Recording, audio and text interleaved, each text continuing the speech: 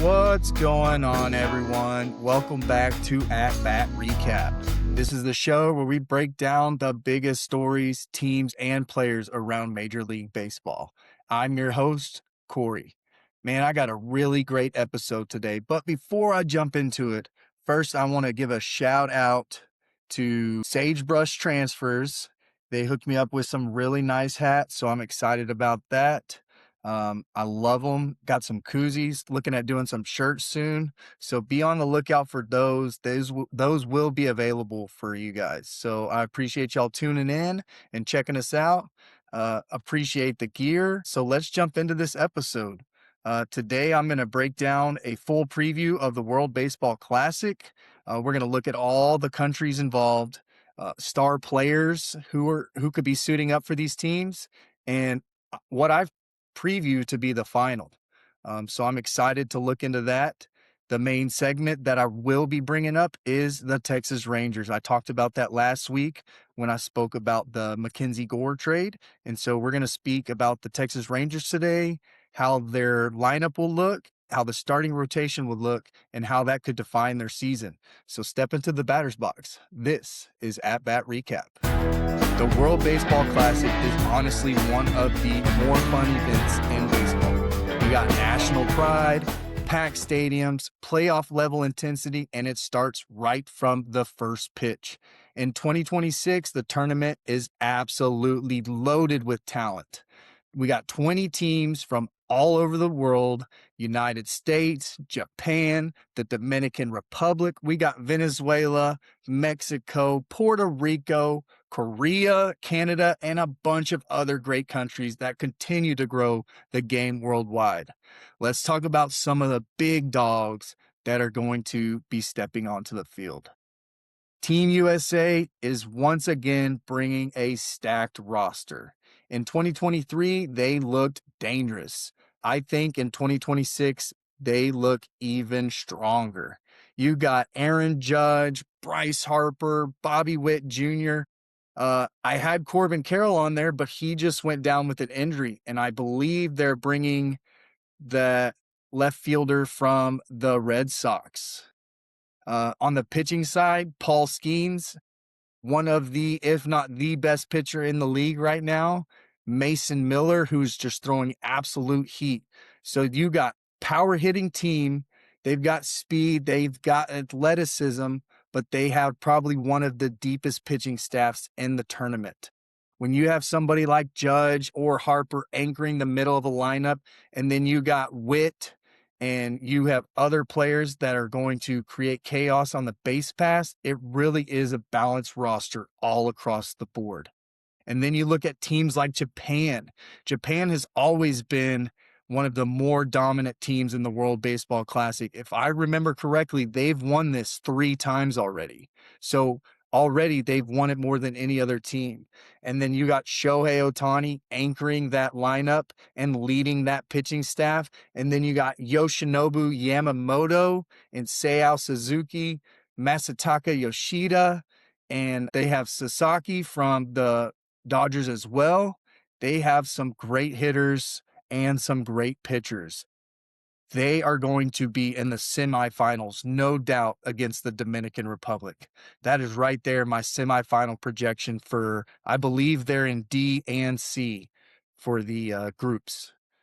The Dominican Republic is probably the strongest team in the World Baseball Classic this year. Looking at their roster, they're going to probably hit the most home runs. I just project that. You got Juan Soto, Vladimir Guerrero Jr., Fernando Tatis Jr., Manny Machado, Ketel Marte, Julio Rodriguez, O'Neal Cruz. You are talking about some of the hardest hitting players in the game. That is not an easy lineup to pitch against. I don't care if you are Paul Skeens. You got MVP level talent from the top to the bottom, speed, power, and guys who can just change the game with one swing. You're talking 10 to 15 runs in a game like it's nothing. Now, I don't expect that in the World Baseball Classic because you're also going against top level pitching, but this is a type of lineup that can really put some points on the board. Venezuela is also stacked. You got Ronald Acuna Jr., Luis Arias, Gleyber Torres, Eugenio Suarez. And on the mound for them, you got people like Pablo Lopez and Ranger Suarez. They have contact hitters, they have power bats, and they have solid pitching. They are going to be another threat to look for in the World Baseball Classic. Mexico, every year they come out, they continue to get stronger. They have Randy Arozarena, Alejandro Kirk, Andres Munoz, and a few of the experienced arms in the pitching staff. They got power in the middle of the lineup. They have strong bullpen pieces and plenty of players who have already been through this tournament environment before. Puerto Rico, Cuba, Korea, and Canada, those are other key teams that will play a part. They will put some threat against the U.S. They will threaten Japan, and they will threaten the Dominican Republic and Venezuela. These are teams to also look for in an upset to change the momentum of this tournament. You're looking at guys like Tyler O'Neill, Josh Naylor, and Bo Naylor, and Cal Quantrell from the Canada team. That's a physical roster right there, and that could be a really nice looking team. It just depends on how they look on the pitching side.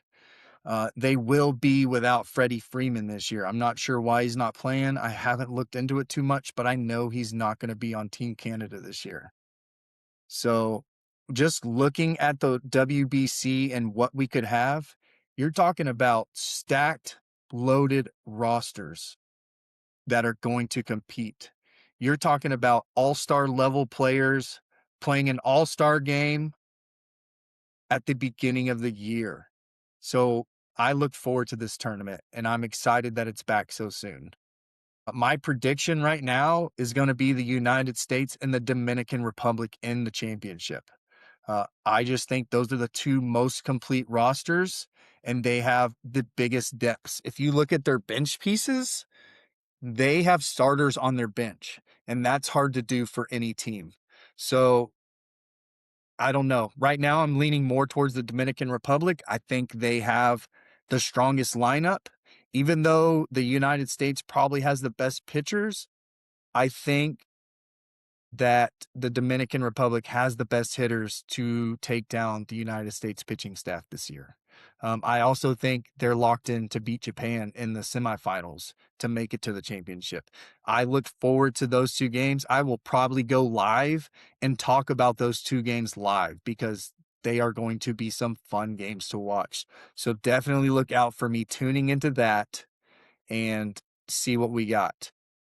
I'm really excited for the World Baseball Classic. I'm excited baseball has started in general. I don't know if you know, but spring training games started yesterday, and I tuned in. I was watching the Yankees and the Baltimore game for a little bit.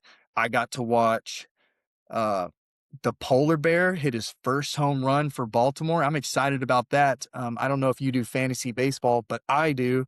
And I just recently traded for him in the offseason. So he's now on my roster, and I'm looking forward to him hitting 30 to 40 home runs on my fantasy team. So I'm an all-around baseball guy. I don't just even though I love the Padres and I love the Rangers, those aren't the only two teams I root for. I love to watch baseball in general. The only team you'll probably never see me cheer for, uh, not that I hate them, but as a diehard Padres fan, it's hard to root for the Dodgers. But I do love baseball, and I enjoy watching their games sometimes. They are a fun team to watch, and they have a lot of talent on their roster. So I will be breaking down the NL West soon, and we will talk about the Dodgers and all the talent that they have. Yesterday, Kansas City played Texas. That was a fun game to watch. I enjoyed watching Kansas City go out there and make some contact. They look like they could have a really good team this year. The White Sox looked phenomenal.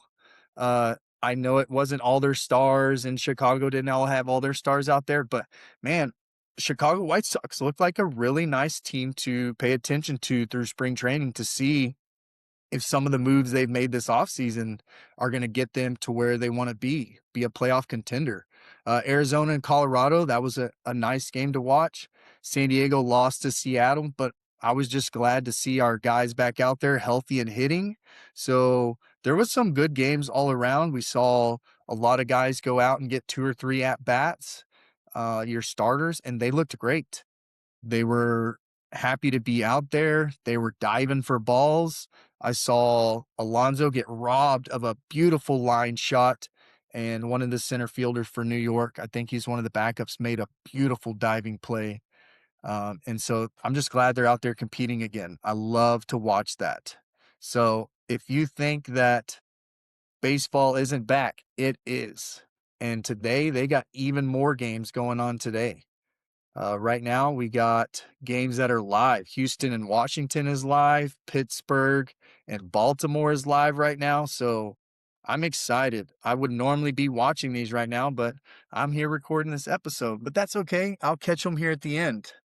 Um, let's get back to the WBC real quick. I just want to talk about that some of these guys will only take 3 at-bats in this game, each game. They're gonna move some of these guys around. They're not gonna play full games. They're not gonna pitch 5 innings. So, you're gonna see a lot of pitching changes and a lot of fielding changes throughout the games as these guys build themselves back up, to full game playing time. Judge, I don't anticipate him playing a full game in right field. Harper, he may play a full game at first base, but it's hard to see. Soto, Tatis, these guys are not going to play the entire game. So that's where some of this stuff can change is when you look at these rosters, they are stacked, especially in the bench.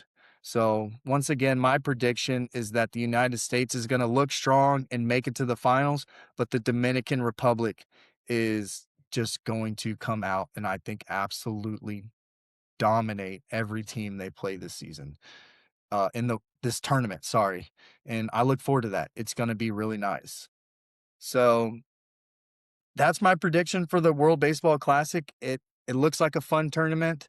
I talked a little bit about some spring training games. You know, I'm excited spring training's back. I love watching these games. There's a lot of great stuff happening in baseball right now. You know, I'm not sure what's going to happen after this season. The CBA is going to be talked about, and I don't know if they're going to agree on anything, but there's a lot up in the air. So I'm looking forward to this season. I'm going to watch it hard. My fantasy team is looking awesome, so I'm excited about that. And once we do our draft at the end of March, I'll talk more about my fantasy team. I'll show you about our league, and we'll talk a little bit about that and how that affects my monthly baseball because I pay attention to a lot of different games throughout the season. I try to make some trades. Try to find young, effective players that don't cost so much. So I'm excited for this season for baseball and fantasy. So now that I've talked about that, let's talk a little bit about the Texas Rangers. And before we talk about the 2026 Rangers, let's talk about the 2025 Rangers because they looked a little different than what a lot of people expected. They had high expectations for most of 2025. The Rangers never just found consistent rhythm. There were stretches where the offense went quiet. They dealt with multiple star players' injuries. The pitching struggled at a lot of times, and it always felt like one side of the team wasn't playing well, and the other side just wasn't quite there. So the record might have not looked great, and from the outside, it looked like a bit of a down year. But the important part is there were some real positive signs toward the end of the season. And that's where the optimism for 2026 really starts for them. They made some great offseason moves. They brought some guys back that started to look like themselves at the end of 2025. That if they can start 2026 the way that they started 2025, they ended 2025, then they could be another team to look out for and make a run for the AL West. As the season started to wind down, you begin to see certain players settle in. The at-bats looked a little more competitive, and the younger guys were starting to find their rhythm and play comfortable. Some of the veterans who struggled early, for example, Jock Peterson, was just not that great for most of the season. However, they made some changes. He changed his swing a little bit, and he started to get into rhythm there. And changed the way his swing was coming through, and he started to make some contact. He did have a higher strikeout rate than he normally does, but at the end of the season, his hard hit rate started to go up and his power started to come back. You could start to see his confidence start to come back, and he drive the ball, putting better at bats together and looking much more like the hitter they were relying on him to be when he signed that 2-year contract. Uh, Even though it didn't change the final record, it starts to change the feel of the team heading into the offseason, how they're going to look.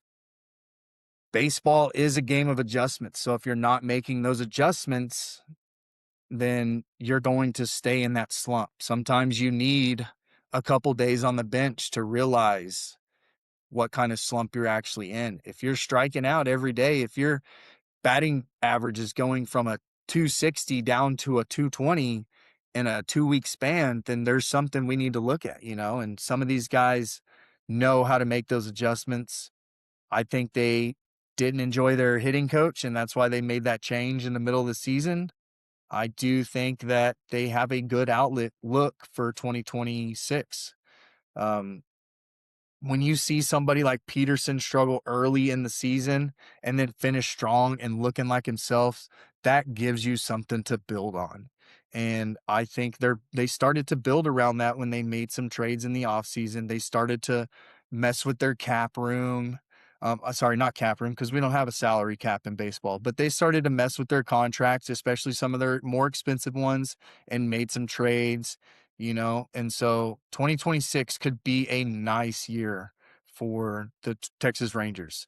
The hope for 2026 is simple. Instead of waiting until August or September for the Rangers to heat up, they need to come out strong on opening day and play like that throughout the season.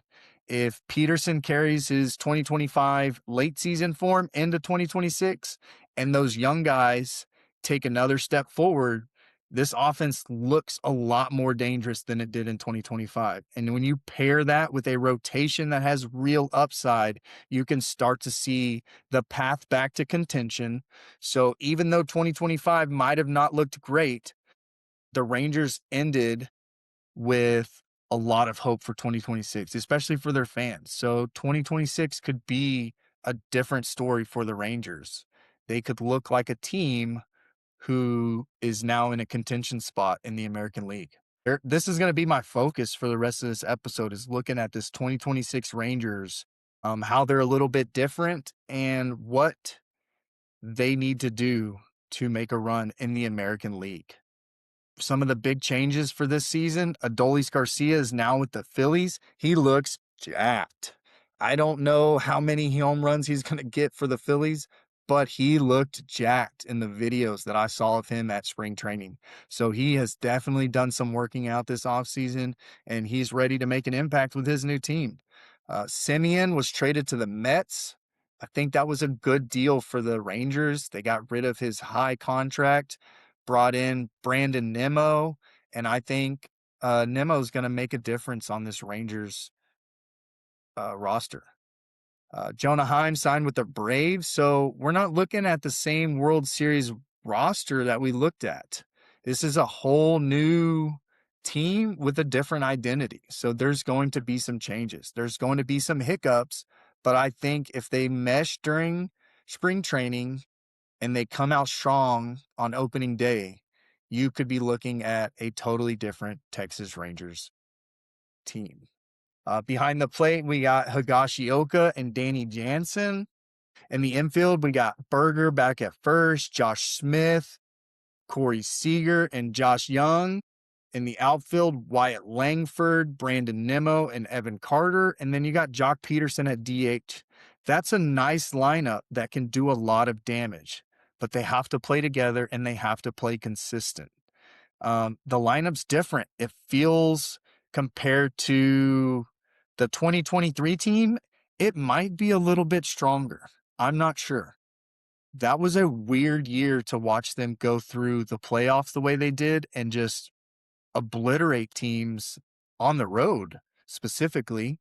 And so I don't know. This team looks a little stronger than that team, but you never know. Baseball is so ever changing, and one team may look great and just fall flat on their face. So I think we have a few more power bats carrying the offense, and it's going to be a little more balanced. We got on base ability, left to right balance, and a lot of young athletic talent. It's not just about the long ball anymore. They're going to create pressure on the base pass and score in some different ways. With Corey Seager, if he's healthy, he is one of the most dangerous shortstops in all of baseball. He's going to constantly be in the 290 batting average. He's going to hit 30 home runs. And if he can keep his OPS above 850, he's going to be the leader of this team. He's going to control at bats. He doesn't chase a whole lot. He punishes mistakes. When you throw a fastball right down the middle, that ball is going to be driven. He's going to try to recreate his 2023 season where he was the leader of this team. Wyatt Langford, he's up and coming. He represents the future of this lineup. He's got power, speed, athleticism. If he takes the next step, you could be looking at 25-plus home run hitter who can become a middle-of-the-order force. He's the type of player who can impact the game in multiple ways, not just with his bat. I really like Wyatt Langford. He's young, he's fast, and strong. He is really changed since his rookie year, and he's made an impact every single season. Evan Carter, with his speed and defense, he will create runs on the base pass. If he can get his steals up and not get caught, he will change the run total for the Rangers. If he can live in the 350 OBP range, you're talking about a strong on base runner right there.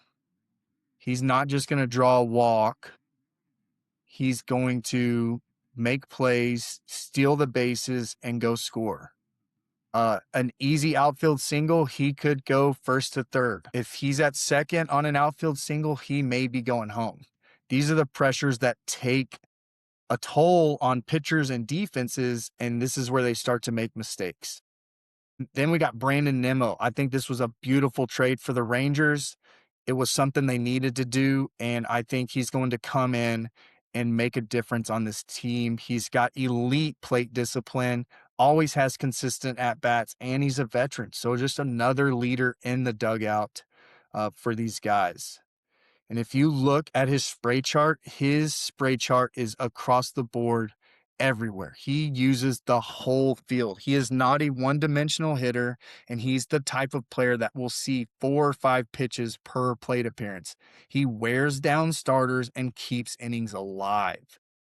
This lineup with young hitters with Langford, Carter, and Nimmo becoming the stabilizer, raising the pitch counts and flipping the lineup creates RBI chances for guys like Seager, Young, and Berger.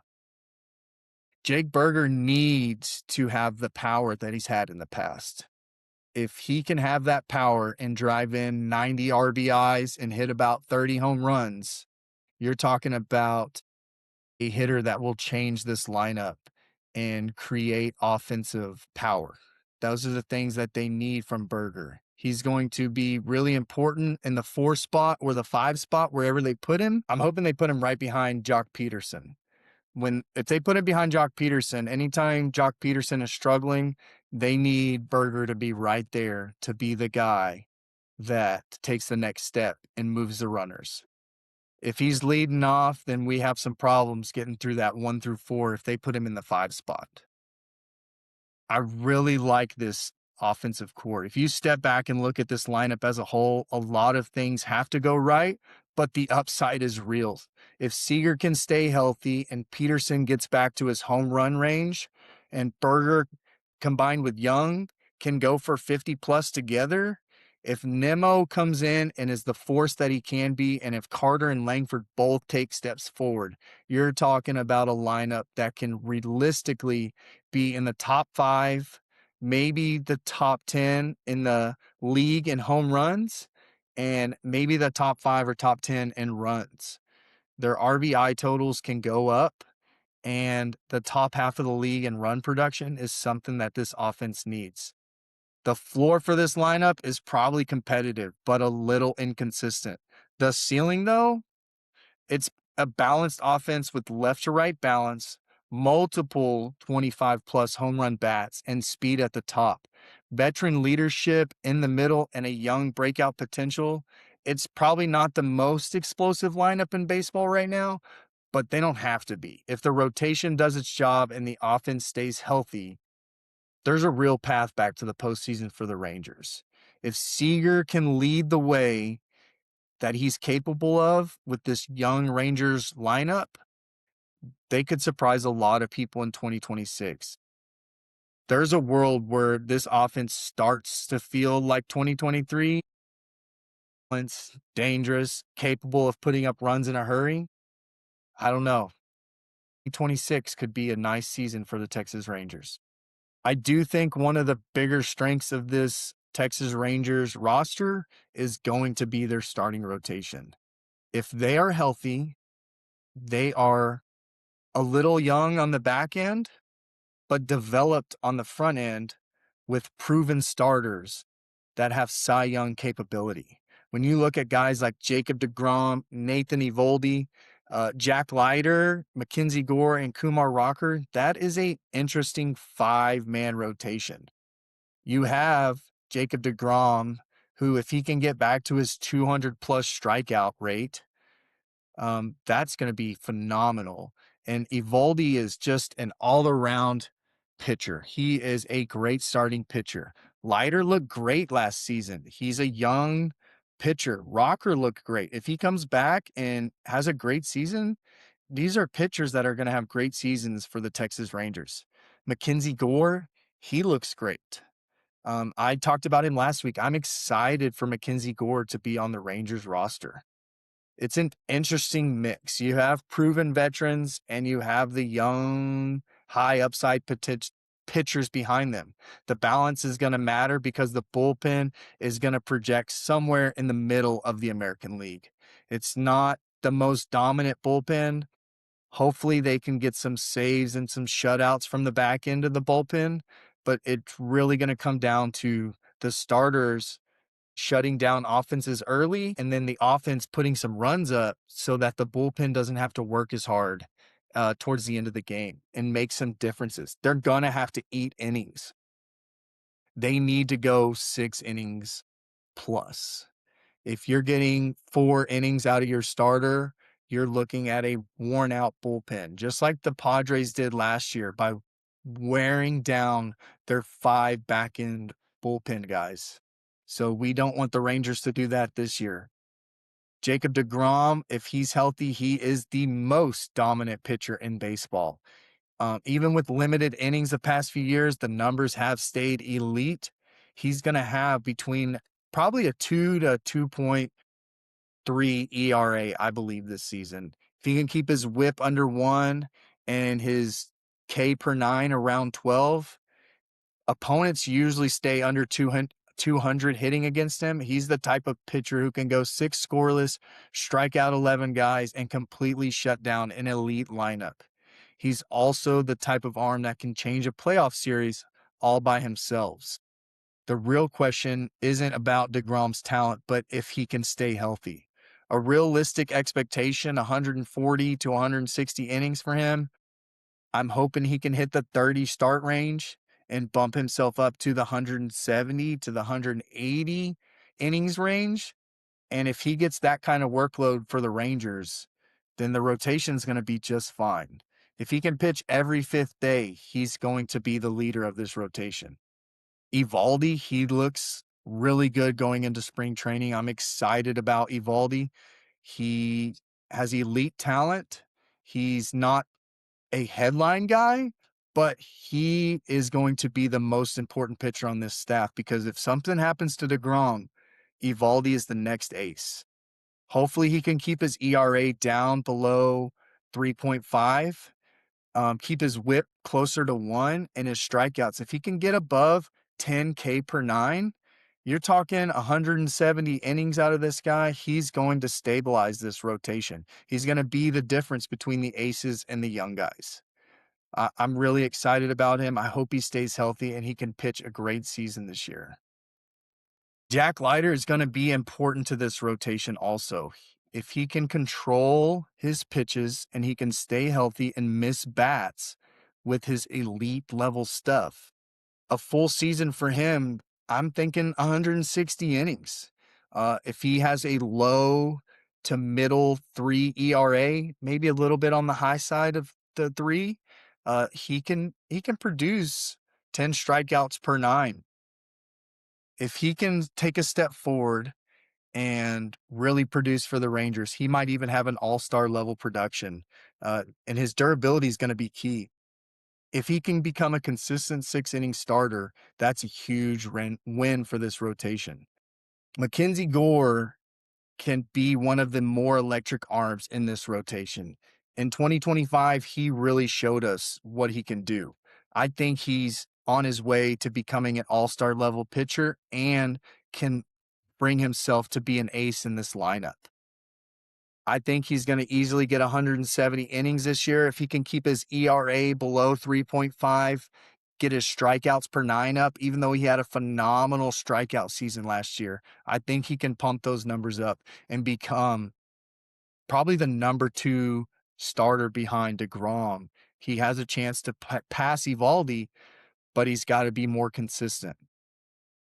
Kumar Rocker has a high ceiling with his A-plus breaking ball and strikeout ability. In his first full season, it wasn't what a reasonable expectation might have been, but I think he will really show us what he can do this year. I think he's going to have closer to a 4 ERA. I'd like him to see him bring that down, but as the number 5, that's probably an average for a number 5 starter. He's going to be a very reliable mid-rotation starter. Innings are going to be ever more important with a bullpen that's realistically a middle of the pack. They're going to have to eat 5 to 6, 7 innings from their starters. That will help them not burn out their bullpen. Hopefully won't burn out their starters if they stay healthy.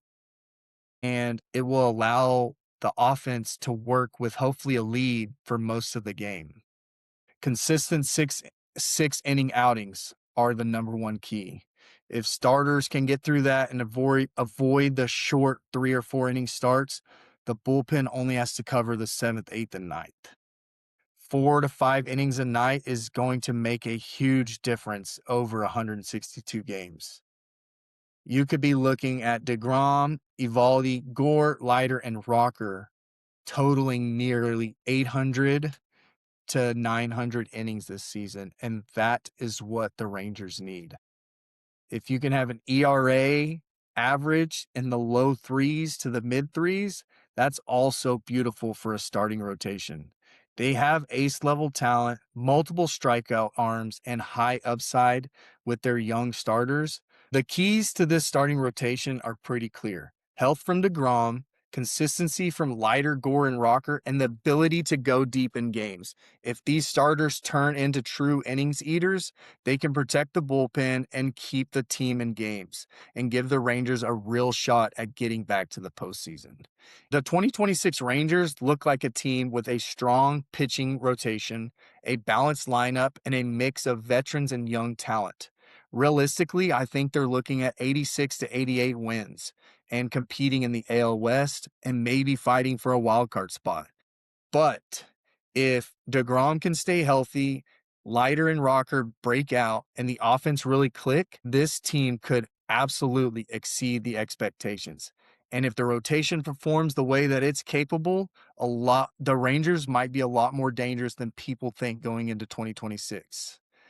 Right now, I think that's going to do it for episode 2 of At Bat Recap. Today, we did a deep dive on the World Baseball Classic. We looked at some of the biggest stars and powerhouse rosters and what could be an absolute heavyweight final between Team USA and the Dominican Republic. That is just a projection. I don't know who's going to be there, but that's what I'm projecting to be. The matchup alone would be must-watch baseball. We then talked about the Texas Rangers and what 2026 could look like. I do think they look like a run producing team, their starting pitching has to come around. If you enjoyed this episode, it would mean a lot if you would follow the podcast, share it with another baseball fan, and stay locked in as we roll through even more team previews, early season predictions. We're going to keep breaking down clubs around the league and setting the stage for what should be a really fun season. Baseball season has started with spring training, and the road to October is just getting started. Until next time, keep your eye on the ball, and I'll see you on the next At Bat Recap.